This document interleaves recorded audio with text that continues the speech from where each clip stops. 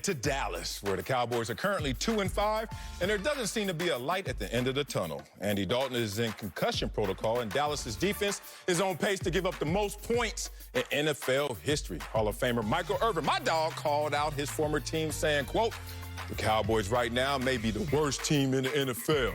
He said this despite the Jets being the only winless team. So, Acho, is it crazy for Michael Irvin to say this? My dog, Good dog.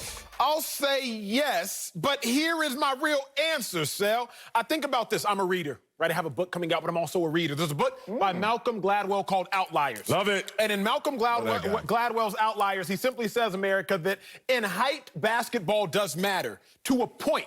Right? It's better to be 6'2" than 6'1", and 6'3" than 6'2", and 6'4" than 6'3", and so on. But many argue that Michael Jordan, the greatest of all time, he was 6'6". So there comes a point in time, Marcellus, where it doesn't matter how tall you are because you're tall enough. Say it. There's come a point in time with the Dallas Cowboys where it don't matter how sorry they are because they're sorry enough. Like, Marcellus, so they're sorry enough to be mentioned in the conversation for worst team in the NFL. Okay. And so if Michael Irvin, the great Michael Irvin, Hall of Fame Michael Irvin, Hall of Fame. Cowboys Circle Ring of Honor Michael Irvin. We know who he is. If big dog Michael Irvin has the boldness, the audacity to come out here and say that they're the worst team in the NFL, who am I to argue with him? Who am I going to sit up here to defend the Dallas Cowboys against being the worst team in the NFL? Are they the worst? No, I don't think so. I think they beat the Jets if they both lined up on the field at the same time. I think. Am I sure? Absolutely not. Would I bet on it? Absolutely not. But what I can conclude, beyond the shadow of a doubt, like Michael Jordan was tall enough to be one of the greatest of all time, if not the greatest of all time, the Dallas Cowboys are currently sorry enough to be the worst of all time in this season. Look, I could argue against Michael Irvin. I'm not arguing who plays receiver better. I know what his greatness and genius is, but if we're talking about our perception of something, I'm qualified as he is to talk about this, despite him being a much greater Dallas Cowboy than me. Maybe he's so far in the forest he can't see the trees, because I can. I only had 1 year in Dallas, and we know how that went. Acho, they're not even the worst team in their damn division. How in the hell are they the worst team in the NFL? You remember they beat the New York Football Giants. And let's also talk about, they also beat a one-win team called the Atlanta Falcons. If you really want to be real about this situation, the Cowboys actually only lost... No. Don't say nothing reckless. I can hear some recklessness about to come out your mouth. Before you even did it, I had to cut you off because you're about to make my head hurt, my heart hurt. You're about to make everything hurt. I can feel it, Marcellus. We have good chemistry because it's coming. It's coming. BS. But I'm about to drop this BS bomb on you, but it's real. The Cowboys have only lost to one bad team. Crazy as that sounds. Washington. Other than that, the loss to Seattle. How many losses do they have on the season? 1. They lost to the Rams. How many losses they have on the season? 2. They lost to the Cardinals. How many losses they have on the season? 2.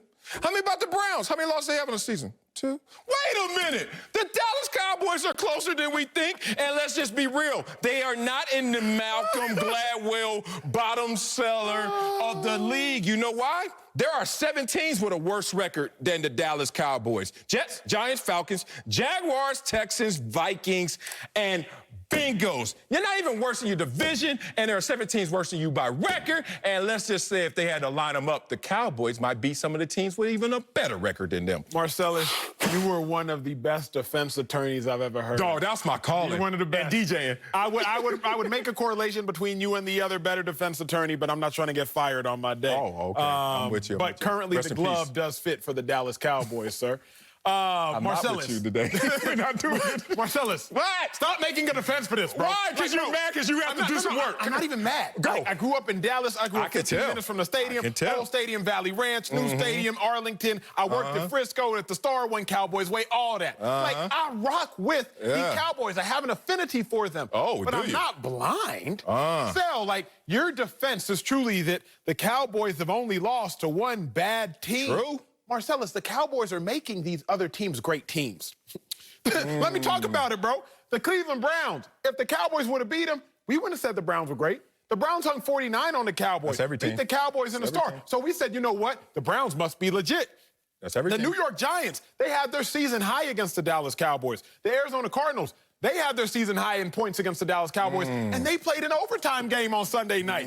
The Washington football team, they had their second season high against the Dallas Cowboys. Yes, sir. Where else do I go? The Atlanta Falcons, they had their season high against the Dallas Cowboys. Your point. The Did they win? Cowboys are making these teams appear even greater. So you're talking out both sides of your mouth. Yes. I am being direct. I just got you on the ropes. No, I don't. I'm not even against the. I don't even have to bob and weave this. It's a terrible argument. You're talking on both sides of your mouth. Here's what you're doing. I got more. You were saying that the Cowboys have lost to great teams, but in the same breath, the Cowboys are making the teams great. It doesn't. I didn't say that. You said the other part. First of all, I said, boy, you think you slick up here? I tried. Dog, I've been 29 before. I know how to play the game. Look at you. All I've said is there are 7 teams with a worse record, so how can you consider them the worst? And second of all, if they beat a team in their own division, how can you consider them the worst? But I don't want to be a literalist up here. Let's have some fun with this, because you keep talking about your affinity for the Dallas Cowboys. You're from Dallas. Yeah, and you know what's funny I've learned about you guys from Dallas playing out there and then just working with you? That you guys suffer from something I call cowboyotic syndrome. And you and Michael Irvin are suffering from the same disease right now. What, sir? Which is... Prescribe me a medication, okay, please. I don't want to suffer any longer. Let me help you out. Please. You guys are marketing geniuses, just like your owner and Jerry Jones. This is all a marketing strategy you're doing. Let me give you this example that kind of illustrates what you're doing with your cowboyotic syndrome. There's only 2 audiences to you, and Money Mayweather realized this, and I'm going to get to that in a second. There's only 2 audiences out there, the ones that love you and the ones that love to hate you. That's how you make the most out of life. That's how you get the biggest buzz, and that's how you suffer from cowboyotic syndrome. Now, Michael Irvin has learned from a Floyd Mayweather, and it sounds like you're learning from a Michael Irvin. What did Floyd Mayweather do to illustrate this? Money Mayweather had a marketing model and a switch that went from, I'm Pretty Boy Floyd. Do you remember Pretty Boy Floyd? Oh, the gold chains, and I'm gonna wear it, and y'all just gonna love me for my greatness. And then he realized, I need to be polarizing. That's not gonna work. I gotta create another audience and make them always constantly fight. That's why we talk Cowboys every single day. The audience is always having infighting and then fighting the world because they're the greatest. So that's what you and Michael Irvin are doing right now. Y'all usually come up here and talk with love. Cowboys are this, Cowboys are that. That much talent. Oh, it's the Cowboys year. And then you realize they sorry this year. Not the sorriest, but they sorry enough to talk to those who love to hate the Cowboys. And now you and Michael Irvin are going to go to the extreme just to sell a point because you just loving the conversation about the Cowboys. I can see through that thin veil, big dog. You over here trying to act like you are really off on the Cowboys when really your root interest from your home, for your affinity, is for you to always say, go Cowboys.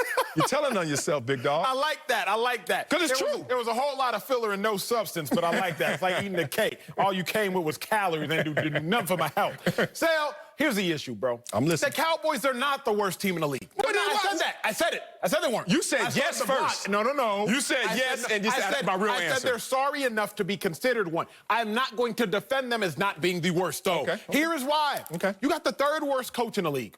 You're starting a quarterback with like 3 last names. 3rd worst coach. Adam Gase is worse. The Falcons, Super Bowl whatever they got going. Super Bowl champion is the 3rd worst. Go ahead. Keep going. I'm listening. 3rd worst coaching staff. Better, Marcellus. Okay. Better. You happy now? Yeah. Gosh, you be getting on my nerves. They got the 3rd worst coaching staff in the league. They got a quarterback, Ben DiNucci, who's about to start this upcoming game. They got a team with no heart. I can't defend a coaching staff that's terrible, a team with no heart, and a team without a quarterback. So, the Cowboys have talent. If it was a conversation of who has the most talent or who's the least talented, I would never utter the Cowboy. The Cowboys got talent galore. Everywhere you look, talent. But here's the thing, Marcel, let's talk track and field. Let's do it. You can have all the fast twitch muscles in the world, which would make you an elite sprinter. You can have calves, you can have quads, you can have hamstring, everything can be fired. High calves, high booty. You can have everything.